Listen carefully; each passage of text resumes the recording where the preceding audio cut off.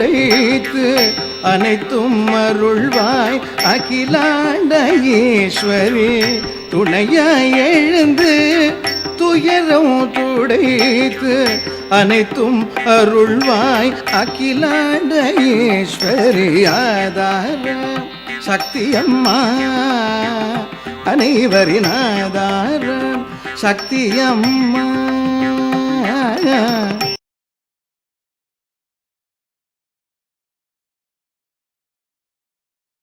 மதியொளி சரணம். மாலதி, உனக்கு ஞாபகம் இருக்கா? அக்கா எப்போ முதல்ல பார்த்த அக்கா நம்ம 2 பேருக்கும் பேர்லாம் வச்சா, அதெல்லாம் தெரியும், பேர் வச்சுட்டா. பட் அதுக்கப்புறம் உனக்கு எப்போ முதல்ல பார்த்த ஞாபகம் இருக்கா? எனக்கு ஞாபகம் இருக்கிறது, அம்மாவோட கை பிடிச்சுட்டு வாசல் வரைக்கும் போகும்போது அக்காவோட அப்பா என்னை கை நீட்டி இப்படி தூக்கிப்பா, அது ஞாபகம் இருக்கு எனக்கு. அதுக்கப்புறம் அக்கா எனக்கு அந்த நம்ம எந்த வயசுல நம்ம பார்த்துருப்போம், நம்ம பிறந்ததுலேருந்து பார்த்துட்டு இருக்கோங்கிறது, அக்காவோட அந்த பழைய அந்த அன்னப்பூ வீட்டில் அக்காவை பார்த்தது அதெல்லாம் ஞாபகம் இருக்கு. எந்த வயசு எனக்கு இருக்கும்னு எனக்கு சொல்ல தெரியல. எனக்கு சின்ன வயசுலேருந்து நம்ம வீட்டில் அந்த அம்பாளக்கா இது எனக்கு காதில் விழுந்துட்டே இருக்கும். அம்மா சொல்லிகிட்டே இருப்பா அது. அப்புறம் நம்ம வீட்டிலேருந்து நடந்து போவோம், அன்னப்பூ அது என்னன்னா ஞாபகம் இருக்கு. அப்புறம் உள்ள போனானாக்கா ஒரு மெட்டலில் ஒரு ஃப்ளோர் மேட் இருக்கும், மெட்டலில், அது என்ன ஞாபகம் இருக்கும். அப்புறம் போன உடனே அந்த சைடில் போய் அந்த காலை அலமிக்கணும், அதெல்லாம் விவிட் மெமரிஸ், அதெல்லாம் மறக்கவே மறக்காது. அப்புறம் அந்த ரெட் ஆக்சைட் ஃப்ளோர், அந்த மாதிரி தான் எனக்கு ஃபஸ்ட்டு ஞாபகம் இருக்குது. அப்புறம் சின்ன வயசு சொல்லியிருக்கா அக்கா எனக்கு பேர் வச்சுருக்கான்னு சொல்லியிருக்கா, சுகன்யான்னு என் பேர். பட் வீட்டில் அப்புறம் கூப்பிடுறது லதா தான். பட் அதுதான் என்னோட ஃபஸ்ட் மெமரிஸ். அப்பா அம்மாவோட போவேன், அதுதான் ஃபஸ்ட்டு ஞாபகம் இருக்குது. அதுக்கப்புறம் எப்போ நிறைய நான் பார்க்க ஆரம்பித்தேன்னா, நான் ஸ்கூல் முடித்து அப்புறம் காலேஜ் நான் ஜாயின் பண்ணும்போது ஒரு பாயிண்ட்ல நான் அம்மாவோட ஒரு தடவை போன போது அக்கா சொன்னா, சரோஜா, இனிமே லதா ரொம்ப பெரியவளாயிட்டா, இனிமே உனக்கு எதாவது கேட்கணும்னாக்கா லதாவை விட்டு என்கிட்ட நீ கேளு, நான் உனக்கு பதில் சொல்றேன் அப்படின்னா. அப்பலேருந்து என்னோட இன்ட்ராக்ஷன் ரொம்ப நிறையா ஆயிடுத்து அக்காவோட. That was the beginning. அப்போ நான் என்ன பண்ணுவேன், அப்போ ஸ்டெல்லா மேரஸ்ல படிச்சுட்டு இருந்தேன். அப்போ காலேஜ் முடிச்சப்பறம் நேரம் அங்கேருந்து நடந்து அக்கா வீட்டுக்கு வருவேன். அம்மா என்ன கேட்க சொல்றாளோ கேட்டுட்டு அப்புறம் அதுக்கு பதில் வாங்கிட்டு வீட்டுக்கு போயிடுவேன். இதுதான், this was the beginning of the very long journey I had with அக்கா. மாலதி, அப்புறம் உனக்கு வேற ஸ்பெசிஃபிக்காக சின்ன வயசுல எப்பயா அக்கா வீட்டுக்கு போனது, அக்கா ஏதாவது சொன்னது, அது உனக்கு ஏதாவது ஞாபகம் இருக்கா? ஷூர். எனக்கு இன் அண்ட் அவுட் ஆஃப் அக்காஸ் ஹவுஸ் நம்ம போயிட்டு வந்துட்டு இருந்தது. There was no special occasion, there was no specific incident, but the fact that I think our தாத்தா, அம்மாவோட அப்பா ஸ்ரீ அனந்த நாராயணன், என்ஜினியர் மாமான்னு கூப்பிடுவா எல்லாரும். I think it was a huge blessing that we were born into that family that always regarded akka above everything else. So எனக்கு என்ன ஞாபகம் இருக்குன்னா, நான் ஸ்கூல் முடிச்சுட்டு ஒரு வாட்டி சம்மர் ஹாலிடேஸ் இருக்கும்போது அக்கா அம்மாட்ட சொன்னா, தினம் அவள் வீட்டில் உட்காந்துருக்க வேணாம், இங்கே கார்த்தால் அவளை அமுச்சிடு, நாள் முழுக்க இங்கே இருந்துட்டு அவள் சாயங்காலமா வீட்டுக்கு வருவோம், நீ அவளை பற்றி கவலைப்பட வேணான்னு. அப்போதான் முதல்ல அக்கா ஐஸ்வர்ய கோலம் ஆரம்பிக்கிறா. I was the first ever person that she taught அது எப்படி பண்ணுறதுங்கிறது. அதுக்கப்புறம் அக்கா என்னை விட்டு என்னோட கசின்ஸ் காமாட்சி, கௌரி, இன்னொரு 4-5 பேர் வந்துட்டு இருப்பா சம்மர் வெக்கேஷன்ல அக்காத்துக்கு, என்னை விட்டு சொல்லி கொடுக்க சொல்லுவா. அப்புறம் நாங்கள் எல்லாரும் சேர்ந்து மாடி ரூம்ல உட்காந்து ஐஸ்வர்ய கோலம் பண்ணி அதுக்கப்புறமா அதை வெளியில எல்லாருக்கும் கொடுக்கலாம் ஆரம்பிச்சா. அதுல முதல் கோலம் எனக்கு சொல்லி கொடுத்தது எனக்கு நன்னா ஞாபகம் இருக்கு அக்காவோட. That was a very special time, I believe. Do you have any further memories that you'd like to add? அப்புறம் கோயிங் ஃபார்வர்ட் ஒரு ஸ்பெசிஃபிக் இன்சிடெண்ட் என்ன ஆச்சுனாக்கா வந்து வனஜாக்கு கல்யாணம் ஆனப்புறம் நீ வந்து யூ வென்ட் டு ஜாம்ஷெட்பூர் போய் அங்கே வந்து டீச்சராக வேலை பண்ணிட்டு இருந்த. அதுக்கப்புறம் 85 ஆச்சு. அப்போ வந்து திடீர்னு அக்கா வந்து அம்மாவை கூப்பிட்டு லதா வந்து ரொம்ப கொஞ்சம் சின்ன பொண்ணு தான், அதனால மாலதி அங்கே இருந்தது போகிறோம் ஜாம்ஷெட்பூரில், அவளை திருப்பி வர சொல்லு அப்படின்னு அக்கா சொன்னான். I never knew this. சொன்னான். பார்த்தா ஃபியூ மந்த்ஸ் லேட்டர் 86ல அப்பா ரொம்ப he fell sick. 3 monthsல 3 times he was hospitalized and ரொம்ப every time he was critical. So அக்கா வந்து இது முன்னாடியே வந்து ஒரு வார்னிங் மாதிரி கொடுத்தா அக்கா. அது இந்த மாதிரி சொல்லியிருக்கலனாக்கா கொஞ்சம் ப்ராப்ளம் ஆயிருக்கும். Because I was also in college, அந்த அளவுக்கு I was not worldly. So கரெக்டாக அதை கைட் பண்ணா அக்கா.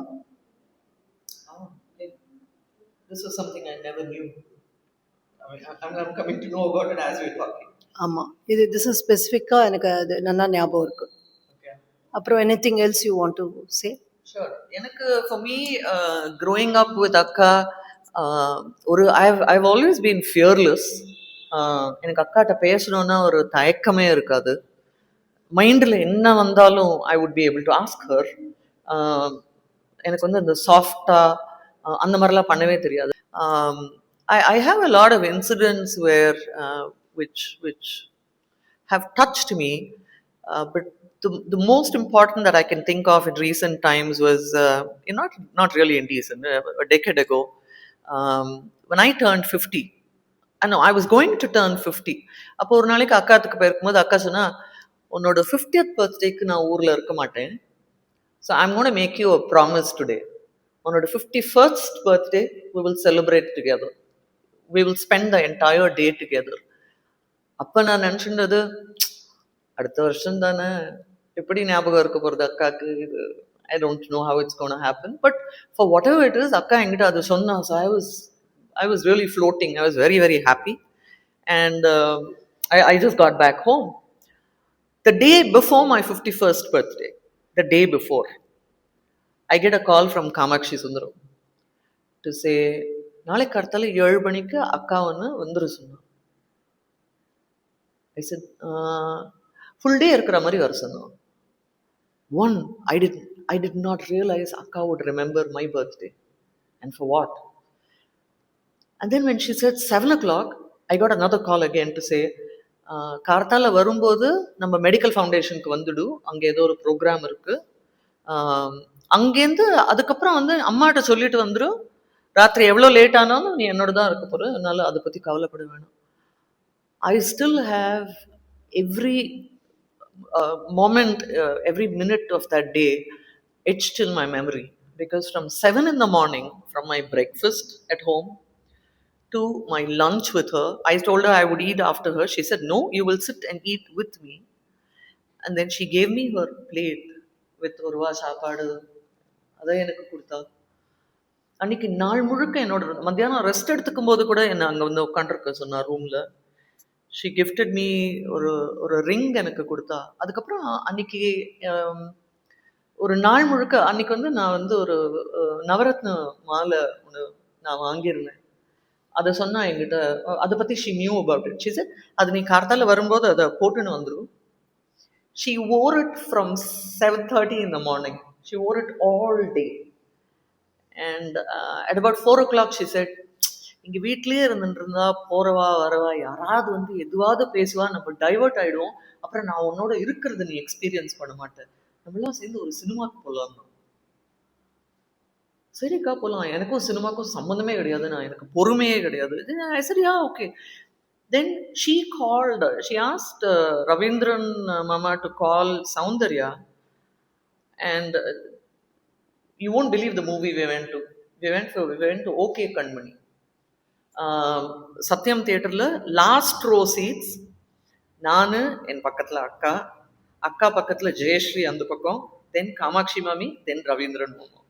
அண்ட் நாங்கள் போகும்போது அக்கா டோல் ரவீந்திரன் மாமா, எங்களுக்கு டைம் இருக்கு தியேட்டர் போக. நாங்க வீட்டை விட்டு சீக்கிரமா கிளம்பிட்டோம். எங்களை வந்து டேக் அஸ் டுவர்ட்ஸ் ட்ரிப்ளிகேன், அங்க பழசா இருந்த வீடு அதெல்லாம் எனக்கு காமி, எனக்கு அதெல்லாம் பார்க்கணும் போல இருக்கு. ஸோ எங்கிட்ட காமிச்சுட்டே வந்தா, இந்த வீட்டுல உங்க தாத்தா வரும்போது இங்க இருந்தோம், அதெல்லாம் சொல்லிட்டு போனோம். அப்புறம் தியேட்டருக்கு போனோம், மூவி பார்த்துட்டு வீட்டுக்கு வரும்போது மணி 10. I was just thinking, this is like a dream come true. From 7 in the morning till 10 at night, with no distraction whatsoever. She blessed me that day. And அங்கேருந்து போகிறதுக்கு முன்னாடி என்ன பண்ணா, அந்த தமிழ் கேலண்டர் ஒன்று அக்கா ரூம்க்கு வெளியில் இருக்கும். அதுலேருந்து அன்னைக்கு அந்த டேட் ஷீட்டை கிழிச்சு அதில் எனக்கு ஒரு மெசேஜ் கொடுத்தா. So that for me was very very special. So நான் முன்னாடியே சொன்ன மாதிரி நான் காலேஜ் படிக்கிறச்சே அடிக்கடி எங்கள் அம்மா எதாவது கேட்பா, நான் போய் கேட்டுன்னு வருவேன். அதுதான் பிகினிங். நிறையா இந்த இன்ட்ராக்ஷன் ஆரம்பிச்சது அக்காவோட. அதுக்கப்புறம் என்னாச்சுன்னா, நான் இது பிஏ முடிச்சுட்டு அக்காட்ட போய் சொன்னேன், எனக்கு வந்து எம்ஏ படிக்கணும் அப்படின்ட்டு சொன்னேன். நான் அவனை படிக்க வைக்கிறேன்னா. பட் அப்போ வந்து எனக்கு படிக்க ஆசையாக இருந்தது. பட் வீட்டில் எனக்கு தெரியல, எனக்கு எப்படி அதை மேனேஜ் பண்ணுவேன், எப்படி அப்போ எங்கள் அப்பா கிட்ட சொல்லுவேன், எனக்கு ஒன்றுமே தெரியல. பட் அது எப்படியும் நடந்துடுத்து. அக்கா தான் வந்து இது பண்ணி என்னை அப்ளிகேஷன் ஃபார்ம் வாங்க அமிச்சு எப்படியே பண்ணிட்டேன். எம்ஏ முடிச்சுட்டேன். எம்ஏ முடிச்ச அப்புறம் என்னாச்சு, ஜஸ்ட் சும்மா ஒரு நாள் அக்கா வீட்டுக்கு போனேன். அதுக்கப்புறம் கோலம் போட சொன்னா, எனக்கு சரியா வரல கோலம் போடுறதுக்கு.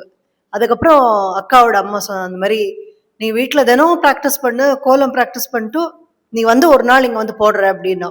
அதே மாதிரி வீட்டில் ப்ராக்டிஸ் பண்ணிட்டு பூஜையில் போட ஆரம்பித்தேன் நான். அப்போலேருந்து அப்போதான் ஆரம்பிச்சது. எவ்ரி டே என்னை கூப்பிட்டா. Every day I use to go அக்கா வீட்டுக்கு. காத்தால நான் 7 மணிக்கு போனால் சாயங்காலம் 7 மணியோ 8 மணியோ அந்த மாதிரி எவ்ரி டே. அந்த மல்டி டாஸ்கிங்கிறத நான் அப்போ தான் கற்றுண்டேன். காத்தால நான் போனால் I use to enter the kitchen, help little bit. அதுக்கப்புறம் வந்து அந்த எல்லாரும் வர வேலை பார்க்கறது, இது பண்ணுறது, அக்கா சொல்கிற குட்டி குட்டி வேலை பண்ணுறது. அக்காவோட தான் எவ்ரி டே லஞ்ச். அக்காவோட சென்ஸ் அது அன்ஃபர்கெட்டபிள் எக்ஸ்பீரியன்ஸ். தினமும் அக்காவோட லஞ்சு. அப்புறம் அக்கா ஒரு குட்டி நேப் எடுப்பா. அதுக்கப்புறம் எடுத்துனப்புறம் ஒரு 3:30 4 ஆச்சுன்னா ஏதான ஒரு ஸ்நாக்ஸ் ஒன்று அக்கா போட்டுன்னு வருவா குட்டி பிளேட்டில். எனக்கு தனியாக போட்டுட்டு ஊஞ்சல் கீழே உட்காந்து நாங்கள் 2 பேரும் சேர்ந்து ஏதானு பேசுவோம். ஜென்ரலாக பேசிட்டும் சாப்பிடுவோம். அந்த மாதிரி மெனி அன்ஃபர்கெட்டபிள் மூமெண்ட்ஸ் அக்காவோட எனக்கு. அதுக்கப்புறம் வந்து ஸ்பெசிஃபிக்காக ஒரு தடவை ஐ ஹேட் அ ஃபால். இது மாடிப்படியில் விழுந்துட்டேன். அதுக்கப்புறம் டாக்டர்கிட்ட போனேன். அது சரியால, பேக் சரியால. அப்போ வந்து அக்கா வந்து ரொம்ப நிறைய மாதம் யூஎஸ்ல இருந்தா.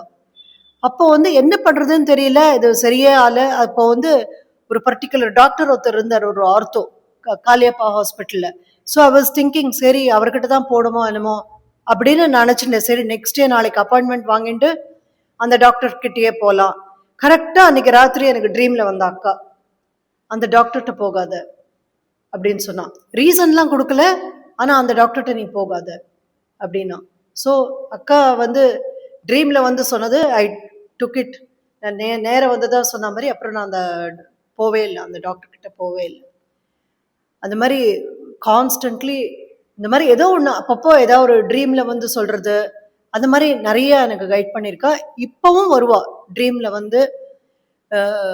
நிறையா வந்து சிலதுலாம் சொல்லுவா.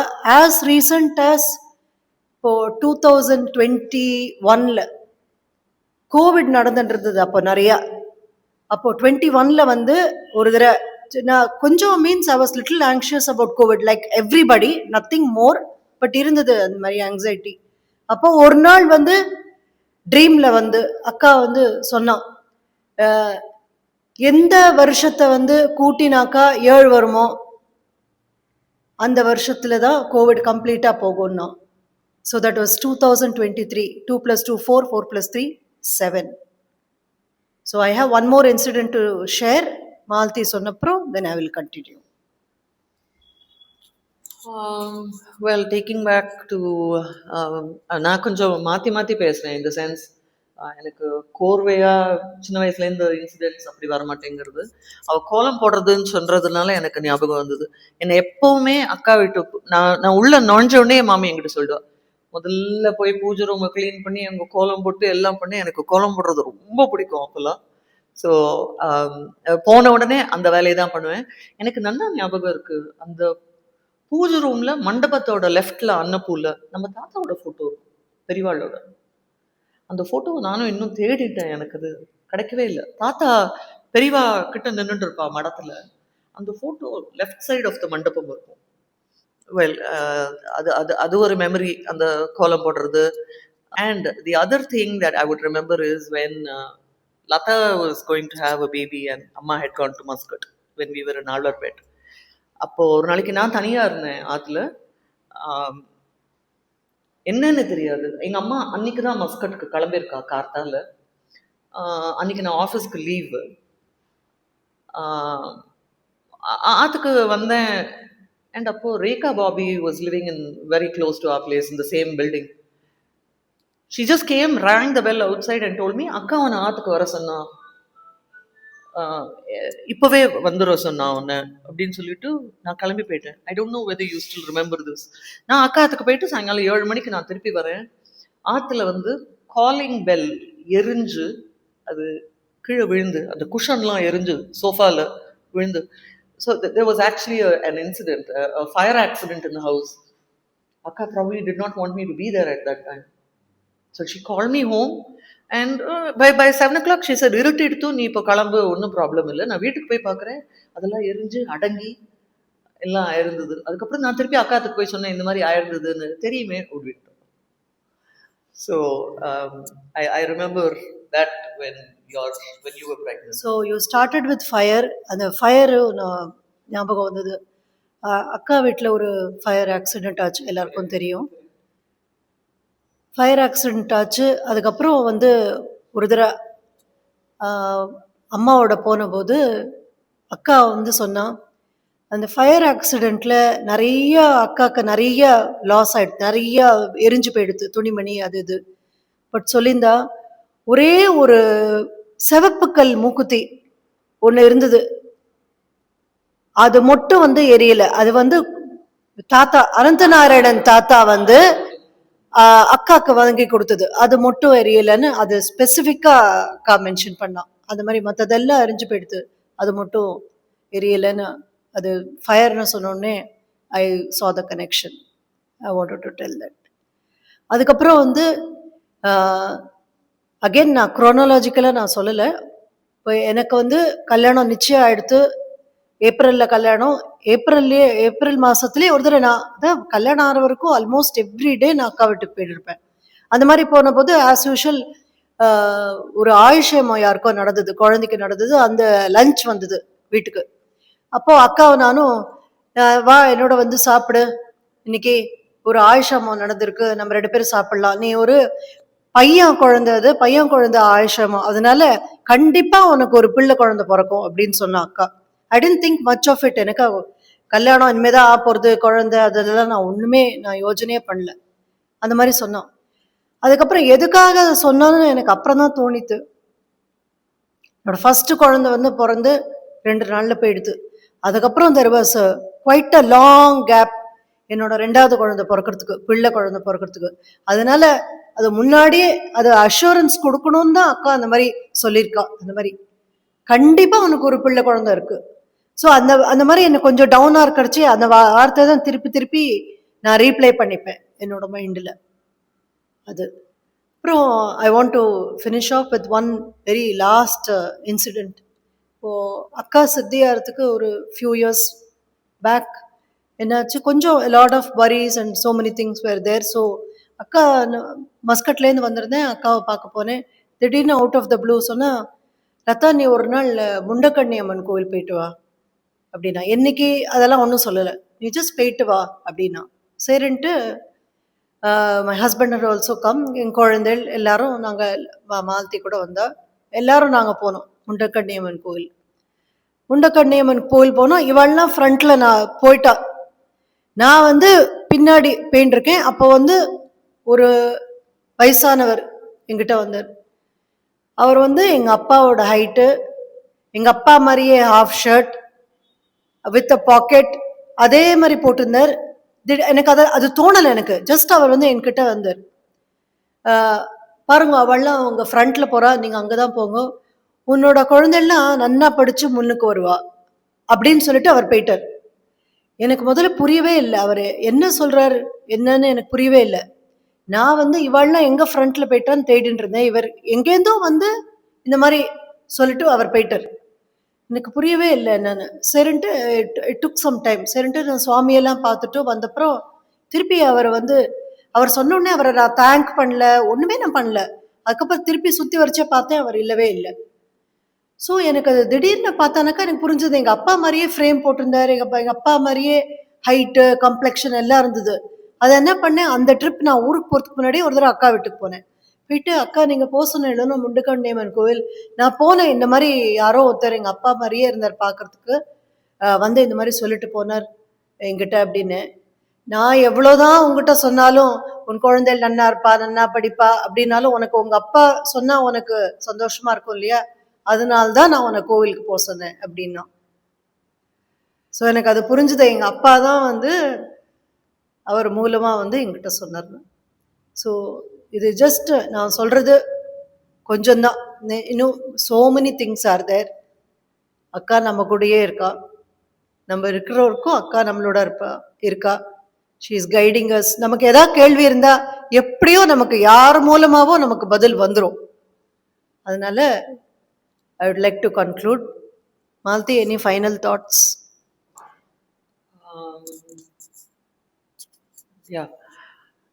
எனக்கு நீ சொன்ன இல்லையா, என்ன என்ன நம்ம யோசிக்கிறோம், நமக்கு என்ன கேள்வி இருக்கோ அதுக்கு பதில் கிடைக்குங்கிறது, அது எனக்கு வந்து பிரத்யட்சமா இன்னி வரைக்கும் எனக்கு வந்து தமிழ் அவ்வளோ கோர்வையா படிக்க வரலன்னா கூட, கற்பூர கனல் எனக்கு வந்து நம்ம வாட்ஸ் தட் மாமிஸ் நேம்யா, ஒரு மாமி நம்ம கோயிலுக்கு வருவாளே, அவ சன் டாட்டர் கூட, அலமேலு மாமி gave me கற்பூர கனல் when I couldn't even read Tamil that well. But இன்னி வரைக்கும் எனக்கு ஏதாவது ஒரு கேள்விக்கு பதில் இல்லைன்னா கற்பூர கனல்ல கிடைக்கும். ஒண்ணு. ரெண்டாவது, I keep my conversations with Akka alive in my mind. I'm always conversing with her, always. நான் கர்த்தல எழுந்துக்கும் போது அக்காவுக்கு குட் மார்னிங் சொல்றதுலேருந்து ராத்திரி நான் குட் நைட் சொல்ற வரைக்கும், for me she is like another person or like a shadow that's always there. I feel her presence. அதனால எனக்கு கற்பூர கனல் ஒன்று. ரெண்டாவது, எனக்கு ஏதோ ஒரு டெசிஷன் எடுக்கிறது, this is quite a complex thing, I'm not sure அப்படின்னு நினைக்கும் போது I will always tell myself in my mind, அக்கா, you are making me do something, and if it goes well, great. If it doesn't, give me the strength to go through whatever I need to. So நான் அக்காட்ட நிறைய இங்கிலீஷ்லேயே பேசுவேன். எனக்கு அது convenient, அது நேச்சுரலாக வர்றதுனால I find it very convenient. And I just jotted down a few points that I wanted to talk about casually like Lata, but அது எனக்கு அவ்வளோ இதுவாக கோர்வையாக வரல. So what I was thinking of was, she named me before I was born. Even before I took my first breath, she had already claimed me in ways the heart knows, but words can barely hold. Throughout my life, in moments both luminous and shadowed, I have felt her presence, unseen, yet unmistakably near. She's been the quiet hand I've held on to, the gentle whisper guiding me back to compassion when I falter and to empathy when I forget. There are times I've wondered how one can feel so deeply connected to someone as spiritual as Akka, yet with her I feel that. It feels so natural. She moves through my thoughts, my choices, including my everyday choices of what to wear, something as mundane as that. The rhythm of my days, not as a doctrine or duty, but as love itself. I feel her. Akka to me is not only a divine presence, but a living reminder that grace can both be soft and strong. That kindness is the truest expression of divinity. Her light continues to shape me quietly, leading me towards the person she must have visualized when she first gave me my name. I have nothing further to add. Thank you, Akka. மதியணி சரணம்